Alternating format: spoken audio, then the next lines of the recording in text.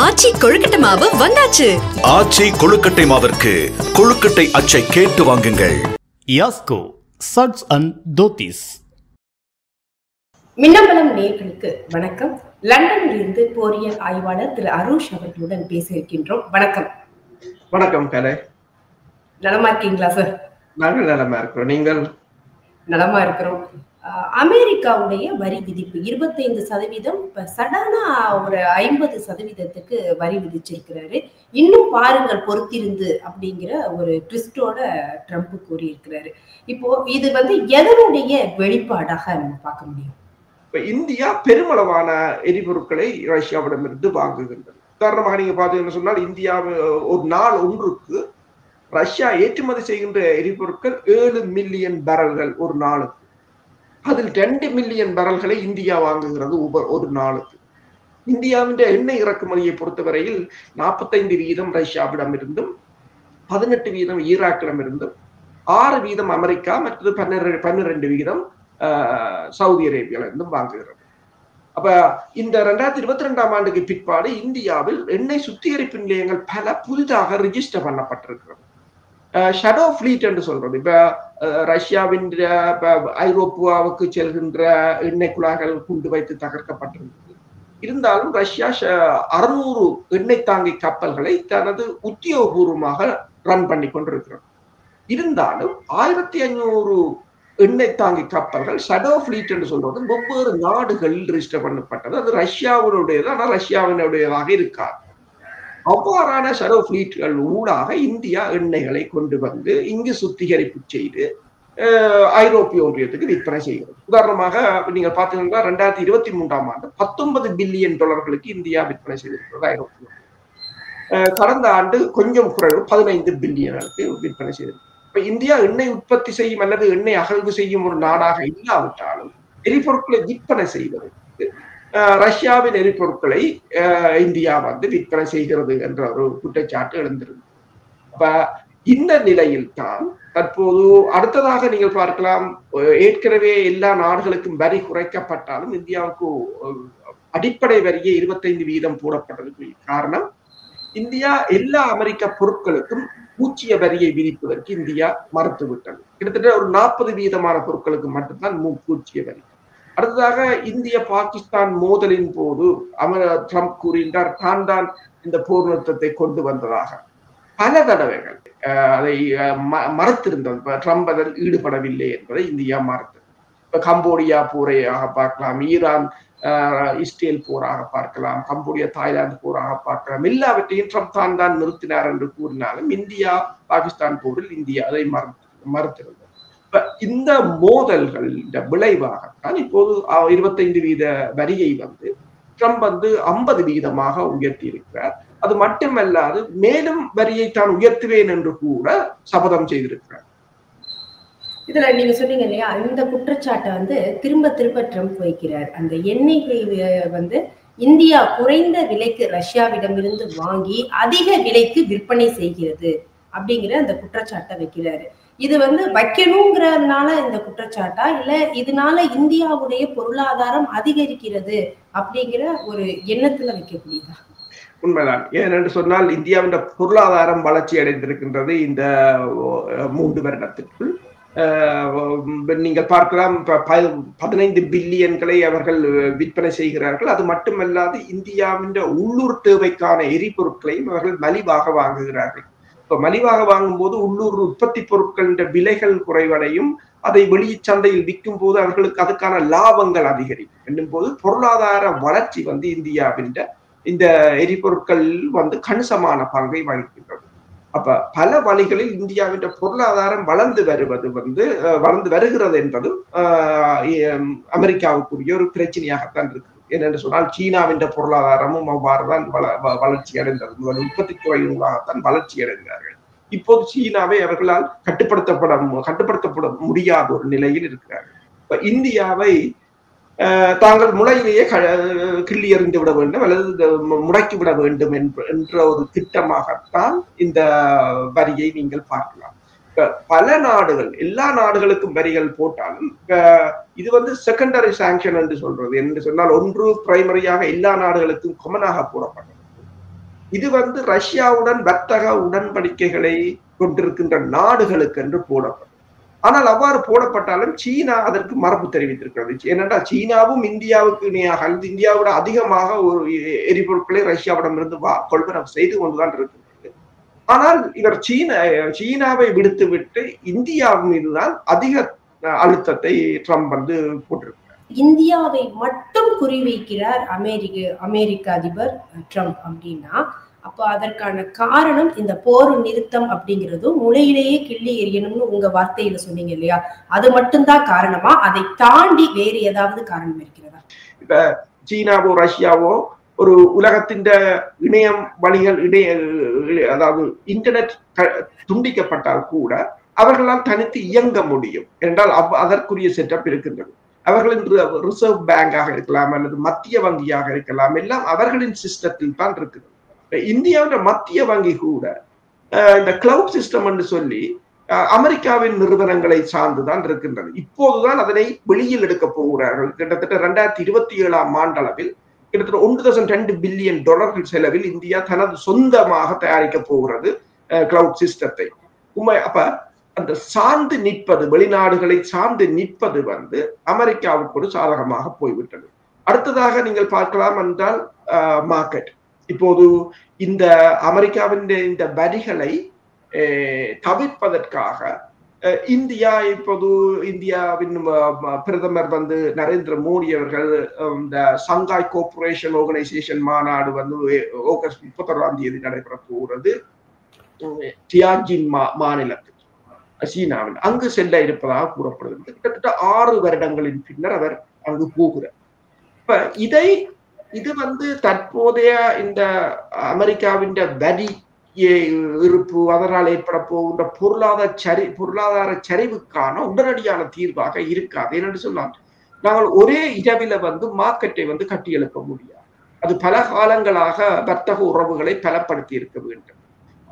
இது வந்து ஒரு பூகோள அரசியல் ரீதியாக அமெரிக்காவுக்கான ஒரு மிரட்டலாக இருக்கலாம். ஏனென்றால் சீனாவுடன் இந்தியா நட்புறவை ஏற்படுத்துவது வந்து அமெரிக்காவுக்கு ஒரு மிரட்டலாக இருக்கலாமே தவிர உடனடியாக இது வந்து இந்தியாவின் தற்போதைய பொருளாதாரத்தை தூக்கி நிற்கப் போவதில்லை.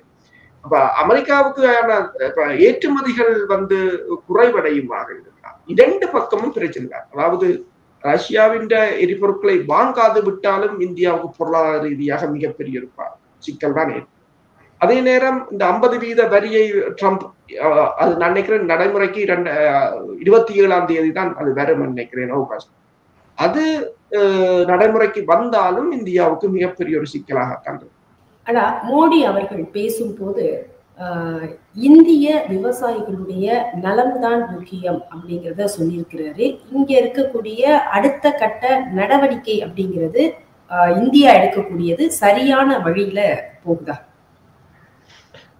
என்னென்னு சொன்னால் இப்ப உடனடியாக பிரிக்ஸை பொறுத்தவரையில் இப்ப பிரிக்ஸின் நாடுகள்ல ஒரு ஸ்தாபகர்ல ஒருவரான பிரேசில் அதிபர் லூலா வந்து கூறியிருக்கின்றார். உடனடியாக பிரிக்ஸ் நாடுகளை ஒருங்கிணைத்து ஒரு கூட்டத்தை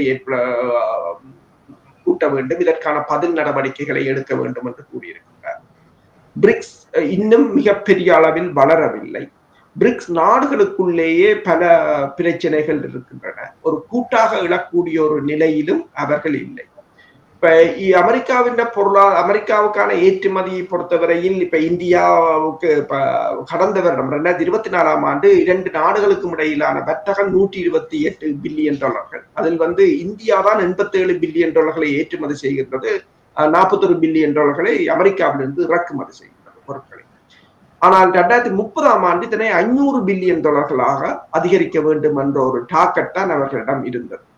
ஆனால் இப்போ இந்த ஏற்றுமதி பொருட்கள் இந்த விலை அதிகரிக்குமாக இருந்தால், உதாரணமாக பார்த்தீங்கன்னு சொன்னால் காம்படிட்டர்ஸ் அதிகம். இப்ப வியட்நாமாக இருக்கலாம், பாகிஸ்தானாக இருக்கலாம், இந்தோனேஷியாவாக இருக்கலாம், பிலிப்பைன்ஸாக இருக்கலாம். இந்த நாடுகள் வரிகள் குறைவு. அப்ப இந்த நாடுகள் இந்த இந்தியாவின் சந்தை வாய்ப்புகளை கைப்பற்றி கொள்ளலாம். போட்டிகள் அதிகமாக இருக்கின்றன. அப்ப போட்டிகள் அதிகம் என்று சொன்னால் இனி புதிய சந்தை வாய்ப்புகளை தேடுவது என்பது உடனடியாக ஒரே இரவில் அதை செய்து முடிக்க முடியாது. இதைத்தான் நாங்கள் பல தடவைகள் கூறியிருக்கின்றோம். என்னன்னு சொன்னால்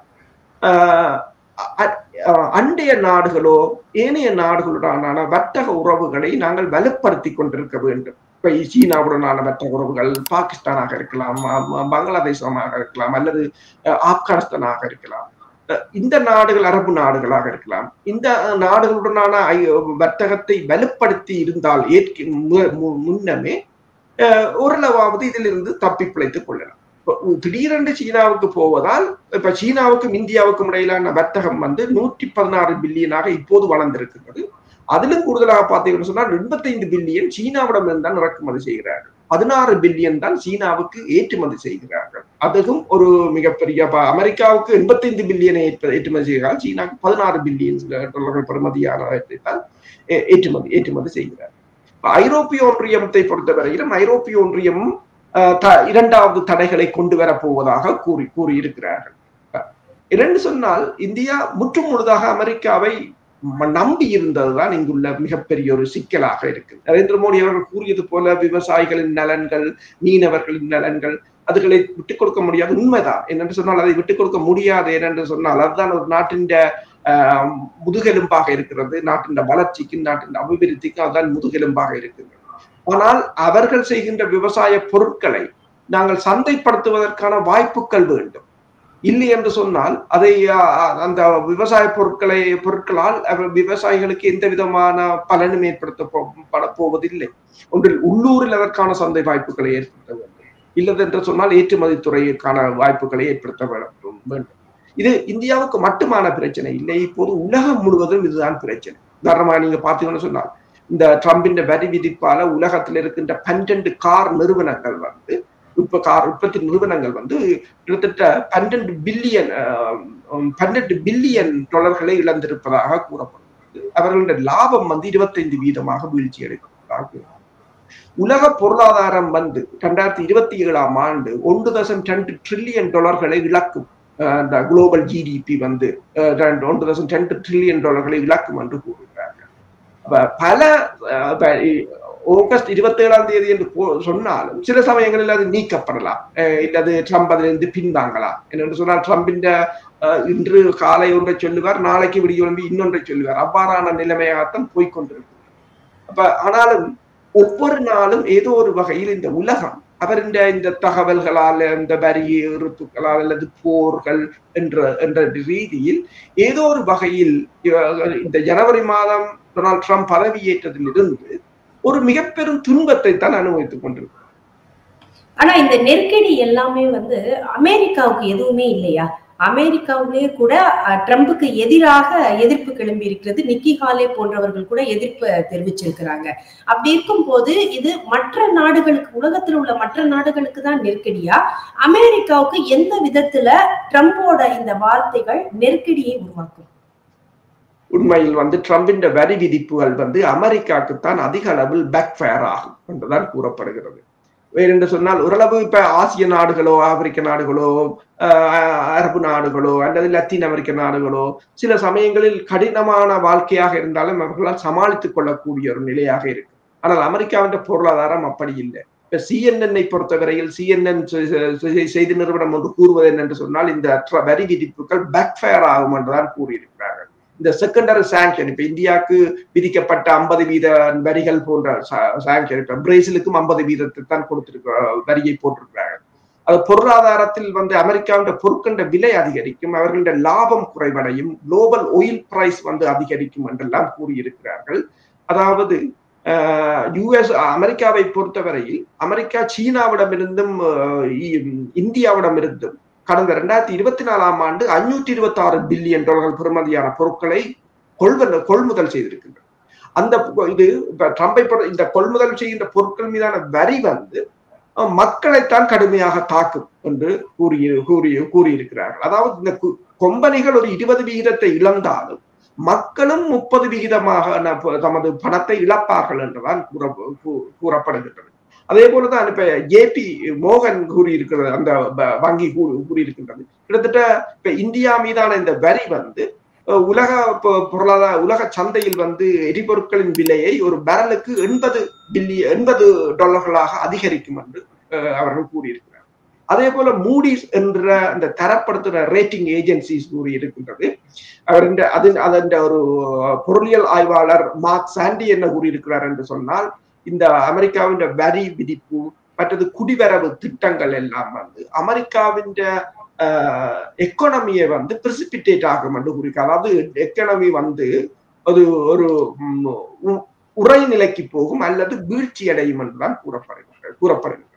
இப்ப ட்ரம்பை பொறுத்தவரையில் 3 தரம் கசினோவை ஆரம்பித்து பேங்க்ரப்ட் ஆக்கினவர் தான் அவர். தனது நிறுவனத்தை கூட சக்சஸ்ஃபுல்லா நடத்த முடியாத ஒருவர் ஒரு நாட்டை மிகவும் ஒரு நாட்டை எவ்வாறு கட்டியெழுப்புவார் என்ற கேள்விகளும் எழுந்திருந்தன. அதே போலதான் தற்போதைய இந்த வரி விதிப்புகள். அமெரிக்காவுக்கும் வேறு வழிகள் இல்லை. ஏனென்றால் அவர்களுக்கு ஒன்று தெரிகிறது, தாங்கள் இப்போது ஒரு அந்த முன்னைய போல ஆதிக்கமான நிலையில் இல்லை என்று சொல்லி தாங்கள் வீழ்ச்சி அடைந்து வருகிறோம். அதை தூக்கி நிறுத்துவதற்கான ஒரு இறுதி முயற்சியாக அவர்கள் செய்கிறார்கள். என்று சொன்னால், இந்த உக்ரைன் ரஷ்ய போர் தற்போது நீங்கள் பார்க்கலாம், பெருமளவில் ரஷ்யாவின் பக்கம்தான் சாதகமாக இருக்கின்றது. இந்த போர் ரஷ்யாவுக்கு ஆதரவாக முடிவடையுமாக இருந்தால் ஐரோப்பாவின் பாதுகாப்பு மிக ஒரு கேள்விக்குறியான நிலையாக இருக்கும். அமெரிக்காவின் பல முயற்சிகள் வெற்றியடையவில்லை உக்ரைன் ரஷ்யா போரில். தற்போதும் கூட உங்களுக்கு தெரியும், இந்த வாரம் அமெரிக்காவின் சிறப்பு தூதுவர் ஸ்டீவ் விட்காஃப் அங்கு சென்றிருந்தார்.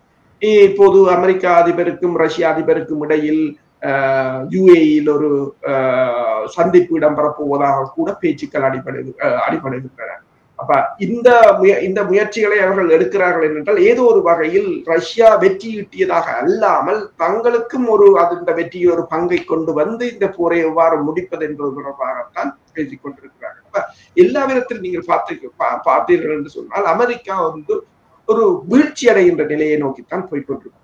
பொருளாதார ரீதியாக இருக்கலாம், படைத்துறை ரீதியாக இருக்கலாம். இப்போ உங்களுக்கு தெரியும், இஸ்ரேல் ஈரான் அமெரிக்கா போர் கிட்டத்தட்ட ஒரு 12 நாட்கள் தான் தாக்கு பிடிக்கக்கூடியதாக இருந்தது. அதனுடன் போர் நிறுத்தத்துக்கு அவர்களே வந்து விட்டார்கள். ஈரான் தெளிவாக கூறியிருந்தது, அமெரிக்கா தான் போர் நிறுத்தத்தை கேட்டதை தவிர தாங்கள் கேட்கவில்லை என்று சொல்லி. இப்ப பொருளாதார ரீதியாக நீங்கள் பார்த்தீங்கன்னு சொன்னால் எல்லா நாடுகளும், சின்ன சின்ன நாடுகள் கூட அறிவியல் துறையாக இருக்கலாம், தொழில்நுட்பமாக இருக்கலாம், அவற்றில் மிக பாரிய ஒரு வளர்ச்சியை கண்டிருக்கின்றன. அப்ப அமெரிக்காவுக்கு ஒன்று தெரிகிறது, தாங்கள் மிக ஒரு வீழ்ச்சி அடைகின்ற நிலையில் கொண்டிருக்கிறோம். ஆனால் 100 வருடங்களாக ஒரு மிகப்பெரிய ஒரு ஆளுமையாக இருந்த ஒரு நாடு வீழ்ச்சி அடையும் போது அது இந்த உலகத்துக்கு ஒரு மிகப்பெரிய அதிர்வை கொடுத்துத்தான் வீழும். அப்ப அந்த அதிர்வு அலைகள் தான் இப்போது உலகம் எங்கும் நாங்கள் ஃபீல் பண்ணி கொண்டிருக்கிறோம். அடுத்து பூகோள அரசியல்ல என்னென்ன நகர்வுகள் அப்படிங்கிறதும் ரொம்ப சுவாரஸ்யமாகவும் இருக்க போகிறது. நன்றி, நிறைய தகவல்களை கொடுத்திருக்கிறீர்கள் சார். நன்றி. ஆச்சி கொழுக்கட்டை மாவு வந்தாச்சு. ஆச்சி கொழுக்கட்டை மாவிற்கு கொழுக்கட்டை அச்சை கேட்டு வாங்குங்கள். யாஸ்கோ சட்ஸ் அண்ட் தோத்திஸ். மின்னம்பலம்.com தமிழின் முதல் மொபைல் பத்திரிகை.